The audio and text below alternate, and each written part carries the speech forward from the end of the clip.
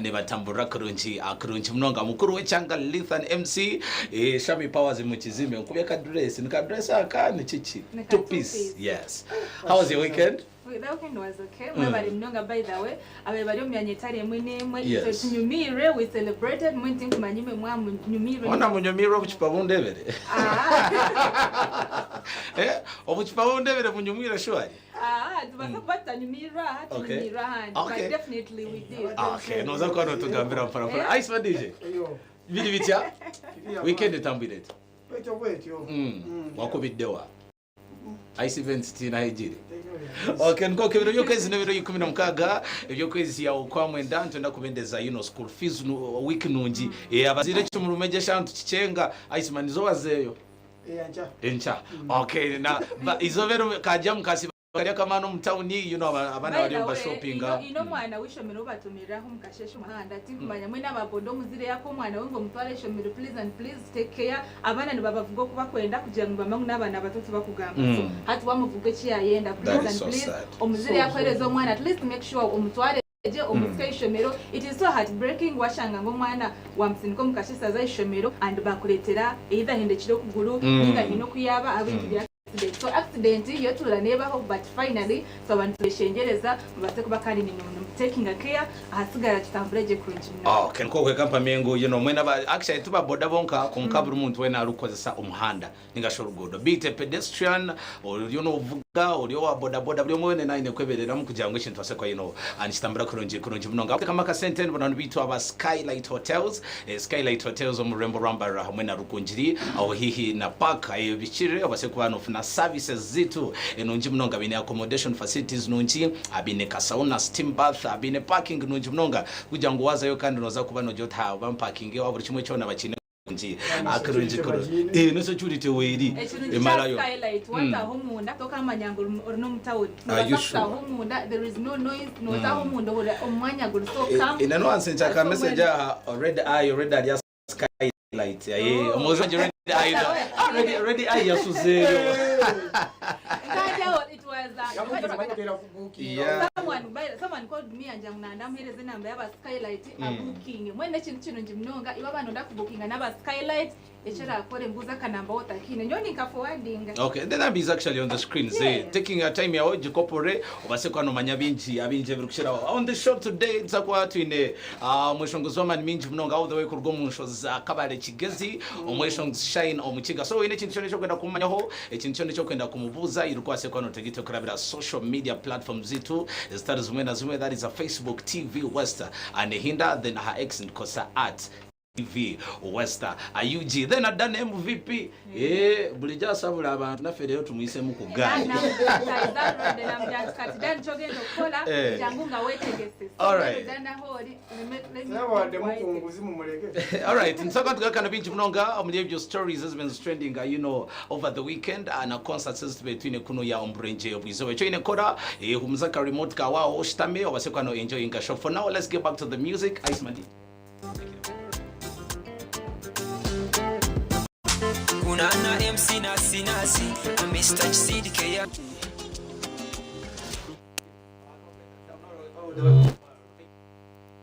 Rayvan yavayo mu Wasafi. Ali independent right now. Think my wecha beshongozi no biruka mnonga Diamond Platinums. Konke chirunjeni jana abahile platform. Mention it one whatever harmonize in a level yabeyikaho that nomanya. It's about that time I go independent. But they're really doing well. And still kapanyongo muzoni bachimuhereza respect kugira ngo akabasa kuba yo nona bihobona yabihire. Yes, kugira ngo initafari amaneri yabasekwa nabatekaho. Okay, akeshongoro and baketa down kuruga wa Rayvan hamwe na Zili a bit. Okay, ntwatwagaruka kwasa kwa turabum stories is happening over the weekend. This weekend they were crazy kuno muri Mbarara Okomel Kampala and tenda congratulating omweshongozi alien skin yasude we edenzi kanu mojamwe sina leli Murwana Patrick Junior nanga tetura mkazi wa alien but that is something very beautiful one family na mnonga industry itaheri abeshongozi no manyo mwe woyine mpalana ninga shi haro fan group yotakwagana nayo nabargayo bakozesa family yawe against you.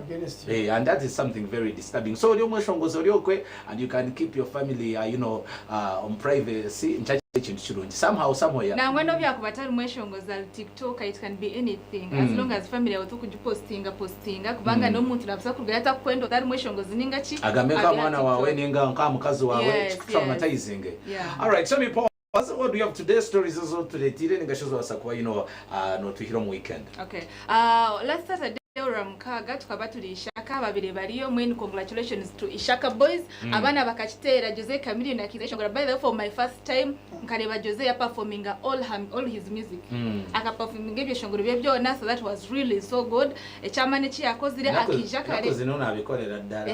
Zikaza kubasha itano Jose Chameleone akayishiro mu mwanya.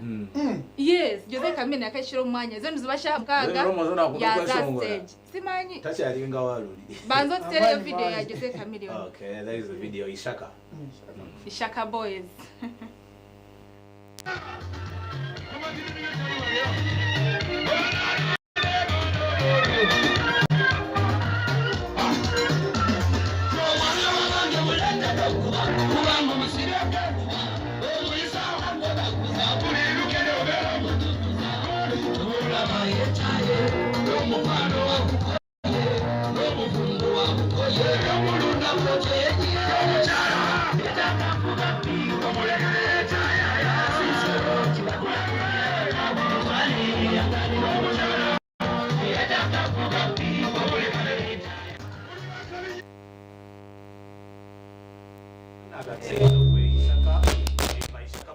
Congratulatinga ebeberose umuzona akundo kweshongora ine nore bangize ngo nano mabaraga Kampala okwe wekikuru yanya mu atikache freestyle ebe inovuga performance ya Chameleone audio Mbarara nwine kuja expecting at any time. All right, another story Shamie. Otari go ko hine video ebe ne circulating all over social media ya onomware ya imba Charlie Miliraho. A video ejo abantu abenja tinkumanya bwenche batekateka ngo gumukazi she's no more. I don't know why ningo kugira ngo. No, the track sounds to be way too old. But then echo chikuretera umuntu yatekateka ngo she's no more.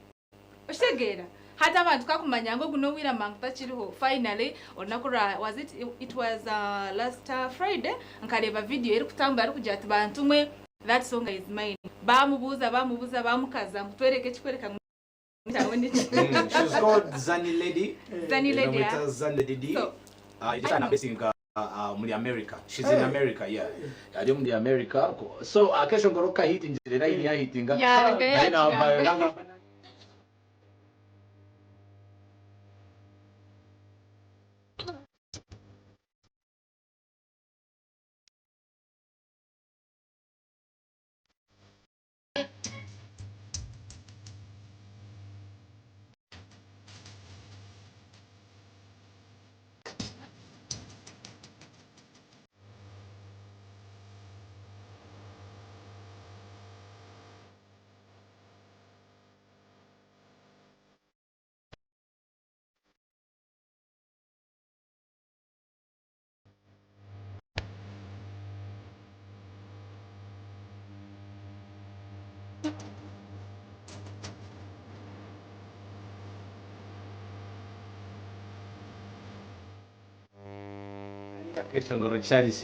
Nowadays with TikTok anything can happen. Yeah, it can. Akesho nokaso kugo kwe emyaka nkenga itakaziro nokuzaro. By the way, hinawe eno batekateka ngo gumukazi tachiro. There is a video tinkumanya yabe ready na nishawo mutera video ya Zani arukwereka ngo that song is hers. Nyenda bamurebo kuyabirari and right now tinkumanya no muto kusinga nabantu abahati. I don't know.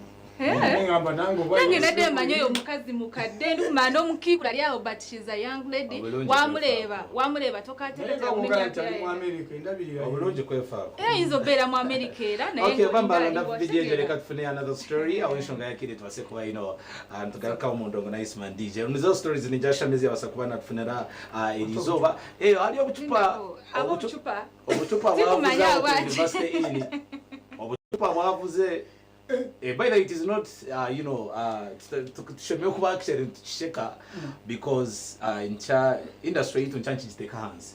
Konke kizibu ekibireho kasita amakuru nigereka ngu gravity nwalesera abana babatera obucupa because you can never tell me zaba Shamuna na Shamwenda atawa abantu baba expecting artists from the major problem was okuranga besho. It's me, your girls and ladies. Yeah, and since it's in Los Angeles, California, kati nsonga ndese mbadde njagala clarifying about a certain song that is doing rounds on TikTok. Olimbo lobaluyita Charlie Mirida. Okay, it goes like this. Charlie Mirida, ombulire lwakyonnomya, bulijjo netumya nga nkwagala nkufumirwe tukola maka. Yes, that is my song. Segera waliwo abantu abalutambuza nensanze nga balutambuza ku TikTok. Njagala kusooka kubeebaza Mbozi Tebankade, you did a great job. Thank you so much. Ndabyeko n'abantu abalala kutunga mulutambuza bannayuganda mulutambuza nnyo bannange oluyimba lwosirwa kakati. I recorded that song in 1999. That was at the beginning of my music career. Okay, nenduteekayo nalo recording wakasiwukira mwami omugenzi kasiwukira producer gwe nalukana naye baali bamuyita Tim Kizito. Tim Kizito went missing here in the US. Omulala distributing oluyimba olwo bamuyita Tubro Production. He was the original distributor of that song back then when it just started. And then I recorded my song. All of a sudden, recording any recording Ndoa went really. Hey, what's up, my people? It's me, your girls, and Lisi. People are not old about just living a cassette. Yeah. Attention, ngo yachikozera mu 1999. And she looks this nice. Hinaba 1999 watakureba kaje ko mukazi. Yero yafulumye oluyeba wacha kachitwe cyo. So bantu mureka turonda kasente shore twase kuba ntwefaho etimstample twatyo tsigamba story ya Gravity omutuju. Gravity, I think this goes to all artists. One omanya, you're not sure of the people you're coming with okusherechereza otabaranga. Because Iceman DJ ntuza bivuru not because tuyonza kusupportinga omuntu mukama wekivuru omwemba sokuza kivuru kujangu artwork na leba Iceman DJ abantu we yantwara ndagahona ina organisha kureboha Iceman DJ kujangu yija show yoha yogo muntu. So okay, that is the video, but ambikira beshongozi bitu obuchupa. That is Megaton.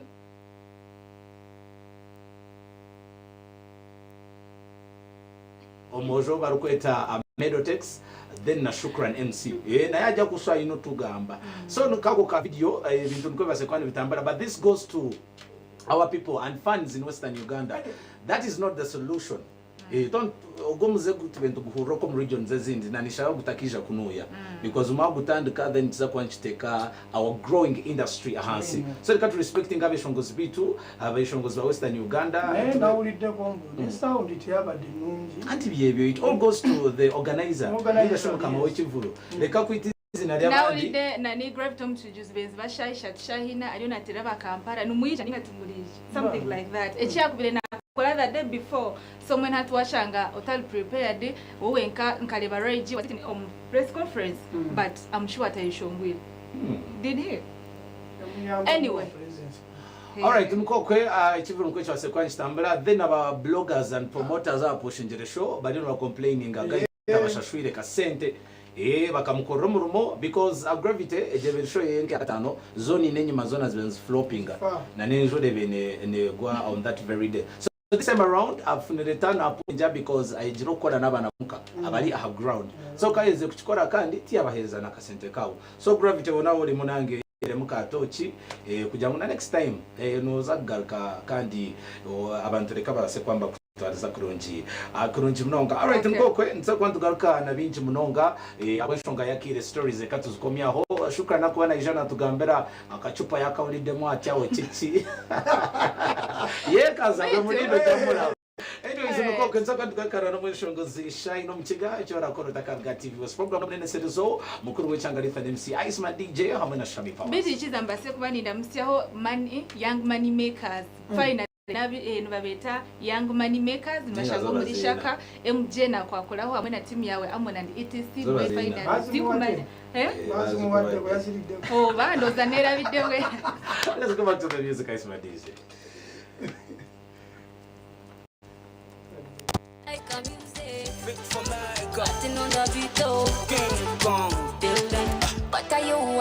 What are you? Tabla, what are you?